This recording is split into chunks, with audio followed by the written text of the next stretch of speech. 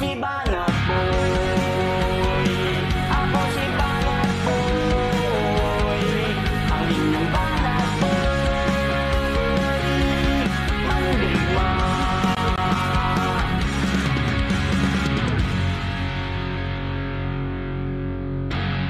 So mataas talaga yung probability na isa na lang yung natitira na kilala natin.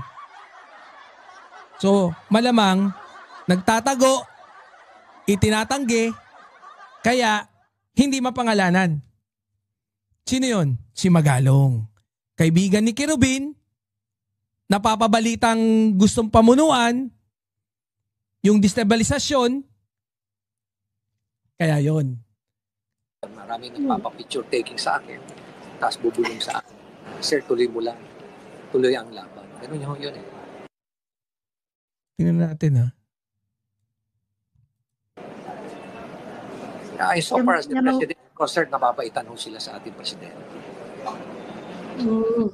Sayang mga disgruntled na yan, sa sinabi niyo po, I can surmise na hindi naman sila karamihan pro-Duterte. Kasi meron din ganung spekulasyon na it's being fueled by Duterte officers.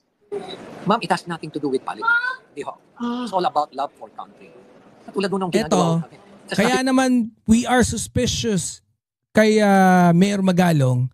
Meron siyang pag-amin dito na may nakakausap siyang mga officers. Di ba? Hindi man daw galit sa Pangulo, pero medyo sila, disgruntled. Di ba? Kagaya na sabi ni Kirubin, meron daw mga general na kumakausap din sa kanya. Nasabi na rin niya yon. Di ba? Sabi niya pa nga, wait lang. Pwede ba ako magsalita? Di ba? Pakinggan natin. Ito, pag nga ho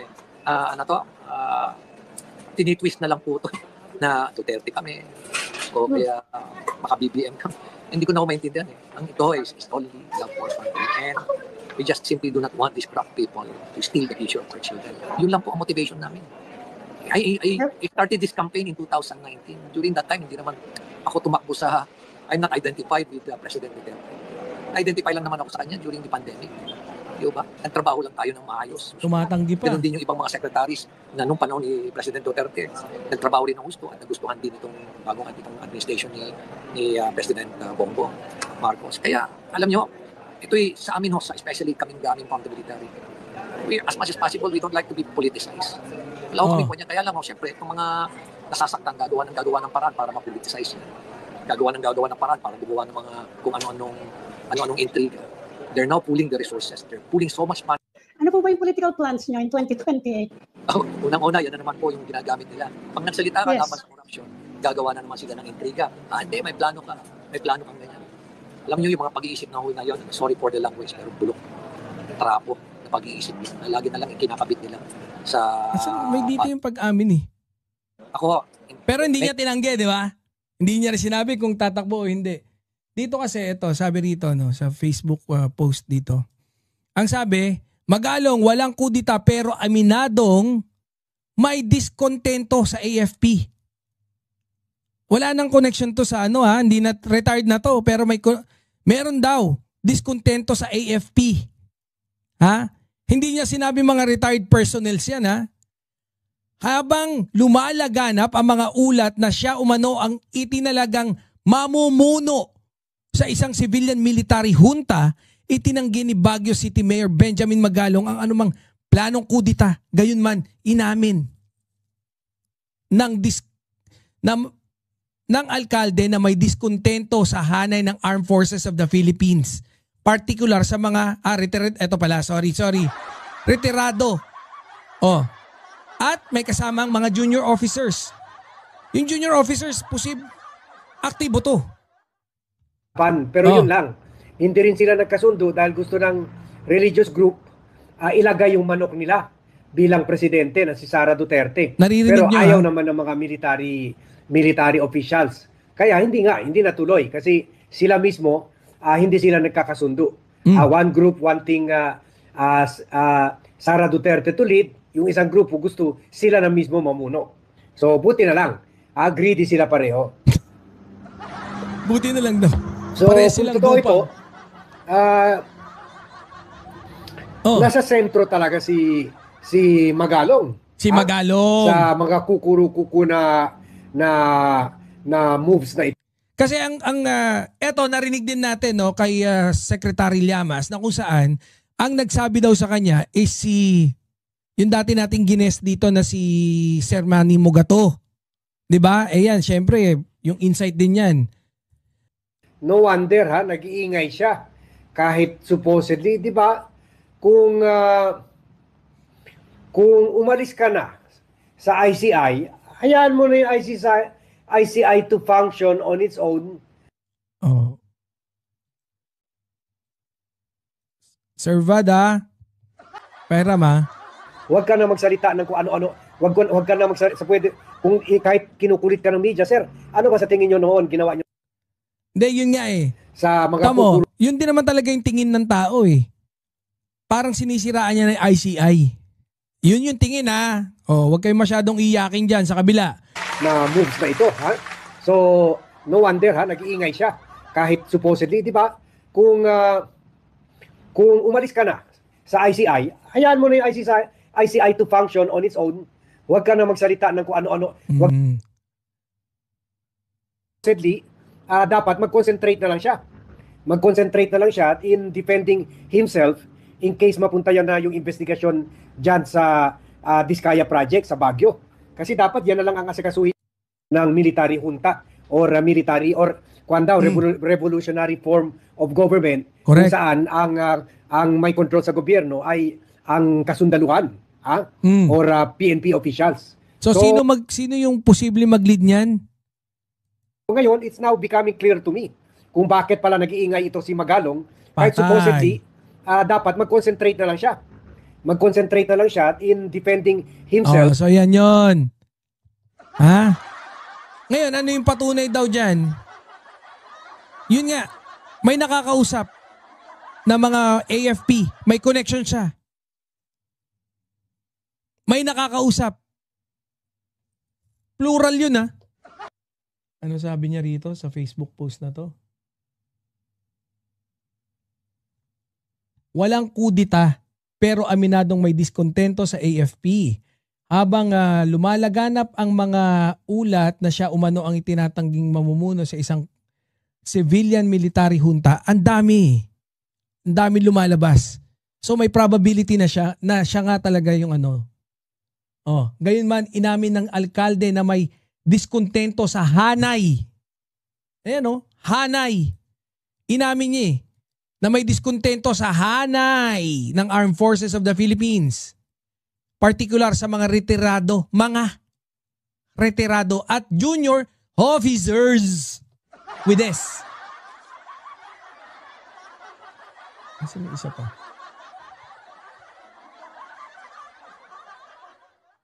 Ako mismo, may personal experience ako na maraming disgruntled, especially among the retired. Yun nga pala. Yan. I mean, I'm sure you might disagree with me. At saka, dahil dito sa mga discontent na to, tuloy-tuloy din yung mga rumors na baka daw magkaroon ng coup. Di ba? May mga ganun. Tatanungin ko kayo because you are from the PMA, you are a retired police officer on your end. Saka mga retirees daw, syempre.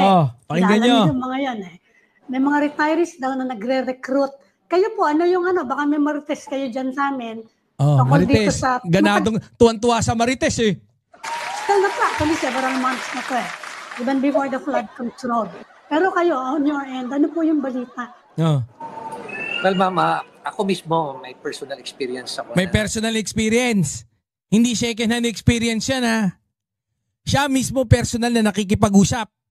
Maraming disgruntled. Maraming disgruntled. Retired. Mostly sa retired. Retired officers. At ako na rin po, nararamdaman ko rin po yung disappointment ng junior officers. Pero, pati junior officers. Paano yan? Inisa-isa niya.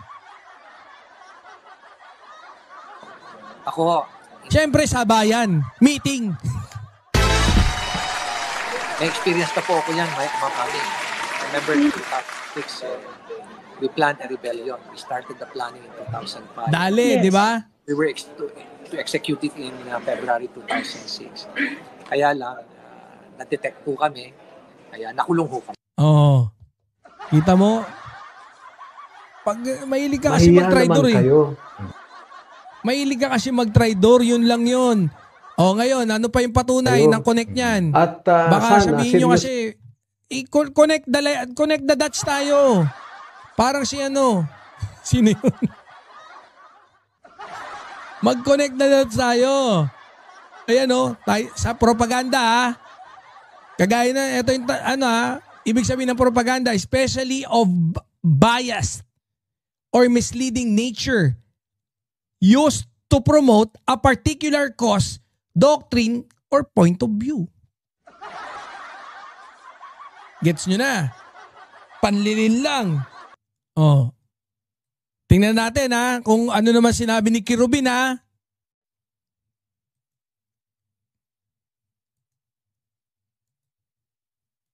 Na kung ang standing is anti-corruption, maganda na yan, okay na yan.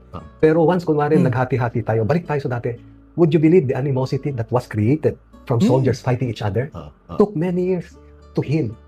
Tama, yan nga yun eh. Kaya Magalong, huwag kang mag-uano. Huwag ka na magdi-disturb. Ha? Kasi mabigat yung tama niyan sa ating bansa, lalo na sa ekonomiya. Dapat pangalanan ni Browner kung sino ang kumakausap sa kanyang dapat din. Oh, General Browner. Pangalanan mo. Hanggang ngayon meron pa rin. Hindi kasi si active naman yan eh. No? Hindi lang dahil hindi pinapangalanan sa media pero malaki probability na kumikilos yan sa loob. Hindi pinangalanan pero notified na yan doon sa loob. Akong ibang mga kasama na mga retired na rin, iba yung tingin nila sa akin. Sa akin nga, mas matindi dapat ang galit ko dahil namatay tayo eh. Di ba?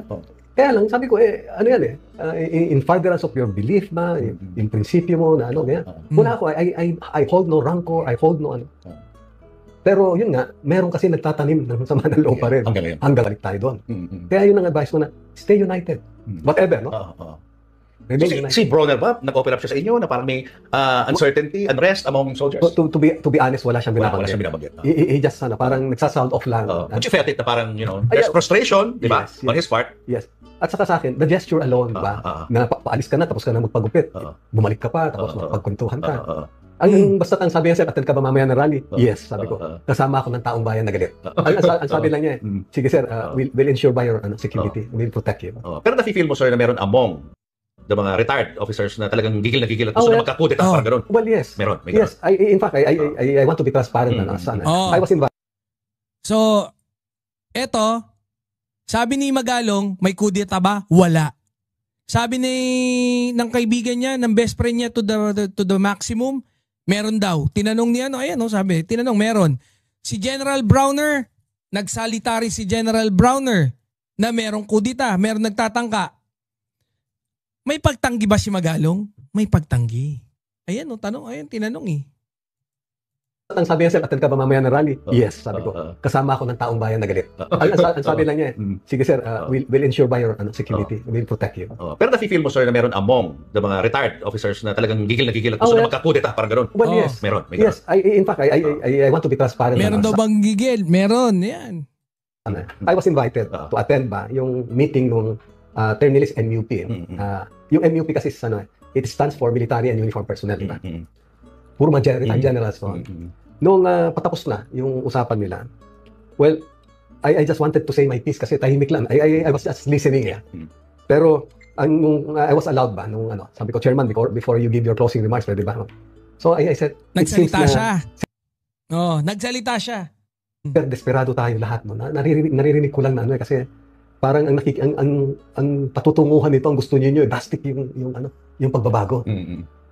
Pero sa akin, sabi ko, I just want to share yung position. Kasi 2 beses po ako nakulong eh. Di ba? Namatay tayo. No? Next year, 70 years old na ako. Wala bang mas bata-bata dito? Di ba? Inimbita ka, parang gusto nila na kasi sabi nga nila, Ariel, people are looking ba for a leader, na hindi naman sa pag-ano, pero yung pangalan mo, isa sa mga lumalabas na wala naman maibato, wala silang ganyan, di ba? Pero parang ang dating ba na ikaw pa rin ba makipag Magaling to. Magaling to. Nakakabuisit lang kasi ayaw niya magpangalan eh. Sa akin baka may kaya din ako na-frustrate kay Colonel Quirobin eh. mas bata-bata pa dyan. So for you, tapos ka na doon? Ang maaring siguro dumating sa punto na nagmelo tayo, no? At yung experience nga na yon na nag-away-away kami noon lahat eh. Ibig mo sabihin talaga merong unrest no among MUPs na parang naiinis sila. So yan may kudita, may attempt, no? May nakausap. So yan yun. Yan yung pagkakadikit-dikit, di ba? So si General Browner, meron daw kumakausap sa kanya, no? Ganyan din kay Colonel Quirobin. May kudita daw ba? Merong kudita. Pero tinanong si Magalong, meron daw bang kudita? Ano sagot ni Magalong? Oh, malaki daw tenga niya. Ano sabi? Ako mismo, may personal experience ako na may personal experience din siya. Especially among retired officers. At ako na rin po, nararamdaman ko rin po yung disappointment. Ng Junior Obi Plan Rebellion. We started the planning in 2005. Yes. Nagbida na. Pero walang kupa, yun yung sinabi niya kanina. Ayos na. Punta natin. May pagtanggi ba? Sabi, wag nyo kami turing na kaaway. Bigyan nyo po kami rito sa laban ni Presidente. Bigyan nyo po kami rito sa laban. Huwag nyo kami tratuhing kaaway. Wag yung tratuhing kaaway. Wag tratuhing kaaway, may pagtanggi. So malinis na yung point ni Attorney Claire Sana na-connect natin lahat yan. Pag malabo pa, sabihin nyo lang, ulitin ko from start.